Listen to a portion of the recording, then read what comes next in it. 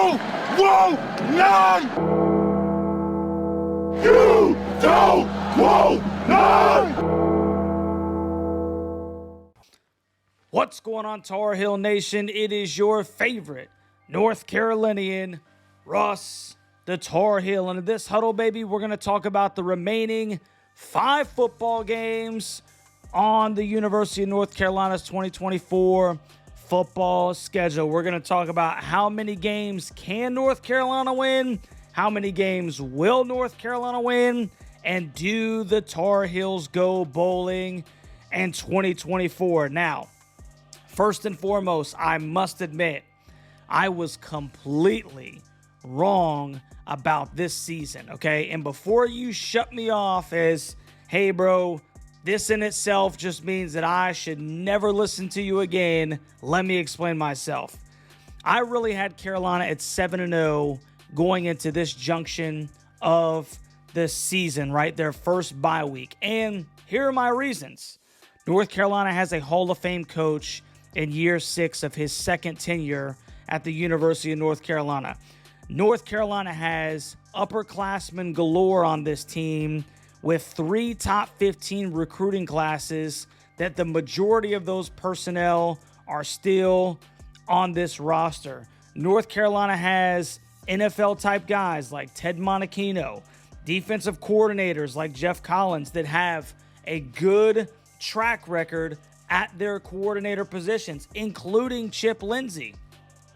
There was no reason for Carolina, despite Drake May going to the NFL and there being questions at the quarterback position, for us not to be able to have a decent football year. And when you couple that with the fact that on this current schedule right now, there is one top 25 team, and that is the Pitt Panthers. Only one, and North Carolina has like 8, 9, or even 10 seniors on each side of the football, at least, that are in there 2 deep. Sometimes even more than that, guys. This is a very upperclassman-laden team with top 15 classes all over it. That spells to me, when you couple it with the coaching staff, weak schedule, lots of stinking big-name kids on this roster, successful football season. It has been anything but that. Carolina came out to a 3-0 start, thought that all we needed to do was fix some quarterback things. We finally found a competent quarterback in Jacoby Criswell, and since we found that competent quarterback, it seems like everything has just completely spiraled down the drain. So the question is can Carolina avoid absolute catastrophe in this season? And the absolute catastrophe in this football season would be for Carolina not to play in any type of postseason football game. There are 5 games left. You have to win 6 games in most cases to go bowling. Carolina currently has 3 wins, which means they need 3 out of the next 5 or the last 5 in order to solidify a bowl game. I don't care if it's the Independence Bowl down in Shreveport, Louisiana, that has 10,000 people there. You cannot finish this season without a postseason berth. Period. If you're going to say that you are starting to build any kind of football program, if you will. So let's go over the last 5 games and let's talk about them a little bit. The first game, because obviously Carolina is entering a bye week. The first game at UVA. Second game at FSU. We have a bye week after that. November 16th, Wake Forest. I will be at that game. Comes to Chapel Hill. Then Carolina turns around and they make a trip up to Boston in late November to play the Boston College Golden Eagles. And then they finish the season, at least the regular season, with a home date with the Wolfpack on November 30th. So, according to ESPN, and I thought this was very interesting, the ESPN matchup indicator, Carolina against UVA. UVA with a 52.8% chance of winning. At FSU, 56.1% chance for FSU to win. That means ESPN has us at 0-2. Okay? Wake Forest comes to our house. They give us a 74.6% chance of winning. That's 1-2. Then we go to BC. They give BC a 63.5% chance of beating us. That's 1-3. And then Carolina has a 66.8% chance at beating NC State. 66.8%. So ESPN says that Carolina is more than likely going to finish this season 2-3.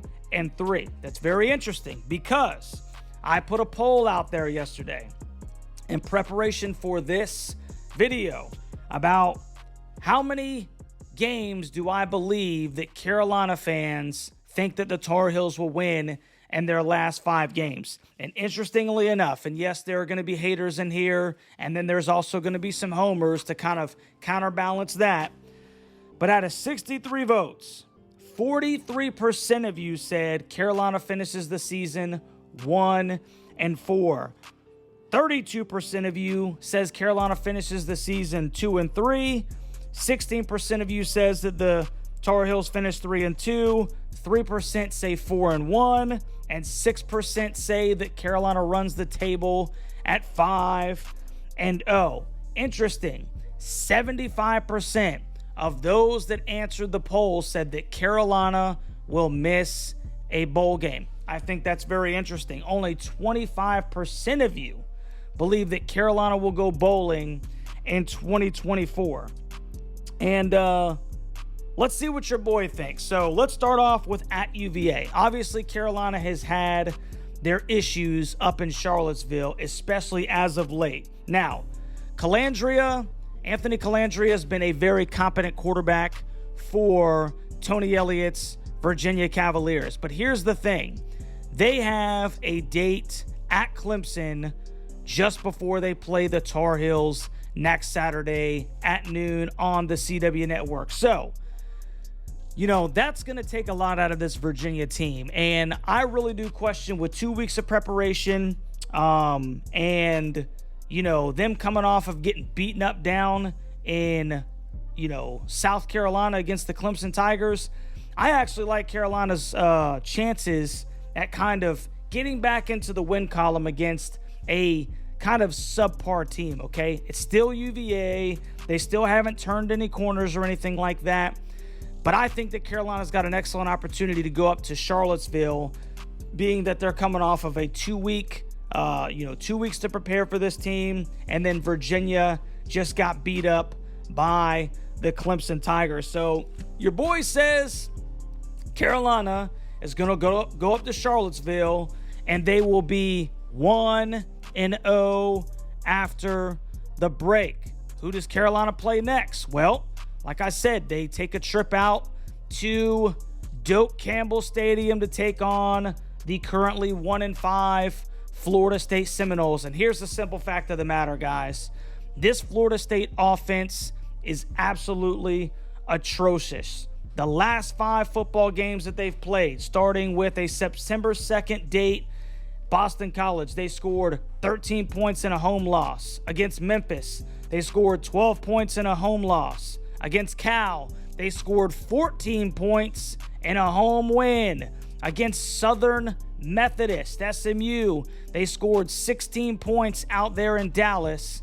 And against Clemson, they scored 13 points. These guys are averaging 14 points a game on offense. I think that even Carolina is not going to have any trouble doubling these guys up. Yes, down in Tallahassee. And ironically enough, it's crazy because I actually believe that this will be the one football game that Carolina would possibly lose this season. And it may be, aside from Wake Forest, the one football game that I think that there's no way that Carolina actually loses. And believe it or not, and I'm trying not to be a stinking homer here, I'm trying to give you reasons why I'm thinking what I'm thinking.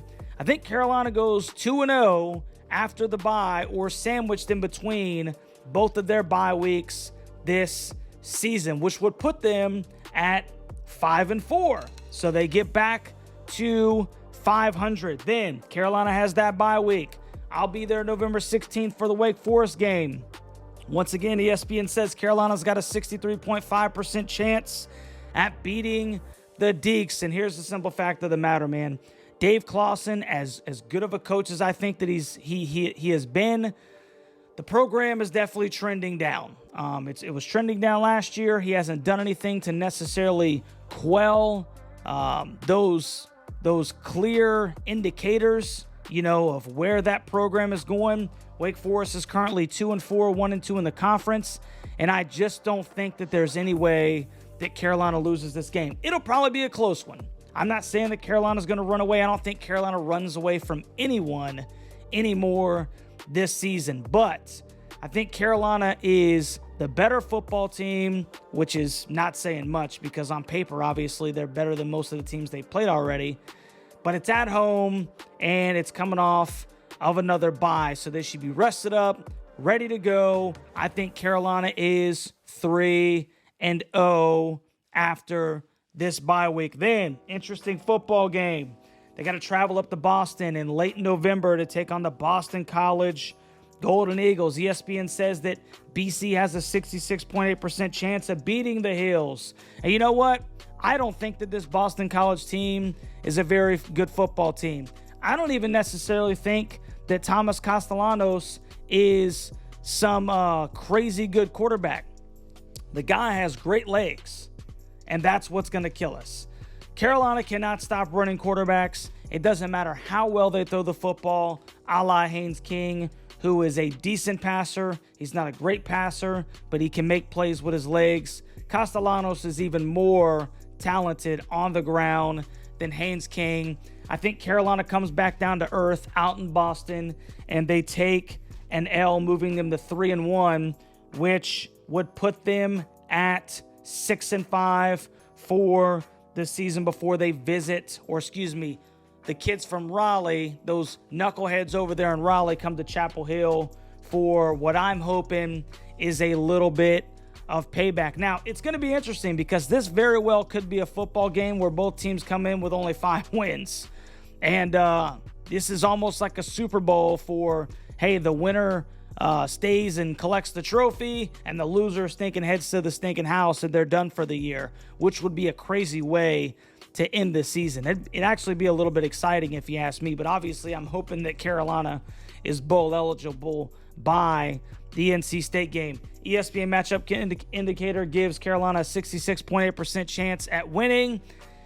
And McCall is probably not going to be back for the rest of the season. That's what I'm suspecting because of that concussion. The freshman's been playing. Bailey, he's got 6 touchdowns, 4 interceptions for the 3-4, 0-3 in conference Wolfpack as well.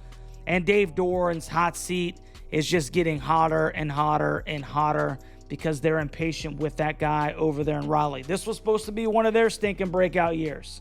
Where people were talking about them being dark horse national title contenders. And here they are with the exact same record as Carolina. And once again, there are no indicators that this is all of a sudden going to transform into what they should have been, just like Carolina. I think Carolina gets some get back right here. I think, no matter what happens with Mac Brown at the end of the season, he's 0-3 against NC State in the last 3, man. I mean, there is every reason in the world to stink and go out there and give it your all against this football team.